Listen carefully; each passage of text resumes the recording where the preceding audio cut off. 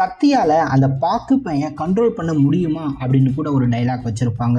இந்த இடத்துல பாக்கு பேய் அப்படின்னு சொல்லுவாங்க. பாக்கு பேய் அப்படின்னா பாக்கு போடுற பேய் கிடையாது. பாக்கு பேய் அப்படின்றது அது ஒரு வகையான பேய். பேயில ஏகப்பட்ட வகைகள் இருக்கு. அதுல ஒரு வகை தான் பாக்கு பேய். பாக்கு பேய் அப்படின்றது பார்த்தோம் அப்படின்னா நீர்நிலைகளை ஆக்கிரமிச்சு வாழக்கூடிய ஒரு பேய் வகை. அதை கனெக்ட் பண்ற விதமா இந்த ஒரு ஷாட் வச்சிருப்பாங்க. இந்த ஷாட்ல ஒருத்தர் பார்த்தோம் அப்படின்னா அந்த படகுல போயிட்டு இருப்பாரு தண்ணி மேல. அப்படி அந்த படகுல போகும்போது அந்த படகுடைய துடுப்பை வச்சு பார்த்தோம் அப்படின்னா அந்த தண்ணிக்குள்ள இருக்கக்கூடிய ஏதோ ஒரு பொருளை பார்த்தோம் அப்படின்னா தட்டி விட்டுருவாரு. அந்த தட்டி விட்ட பொருளுக்குள்ள பார்த்தோம் அப்படின்னா ஏதோ ஒரு ஆவியோ அல்லது ஆவி சார்ந்த ஏதோ ஒரு விஷயத்தை பார்த்தோம் அப்படின்னா கண்ட்ரோல் பண்றதுக்காக ஒரு ஜாடியில போட்டு கட்டி தண்ணிக்குள்ள போட்டிருப்பாங்க.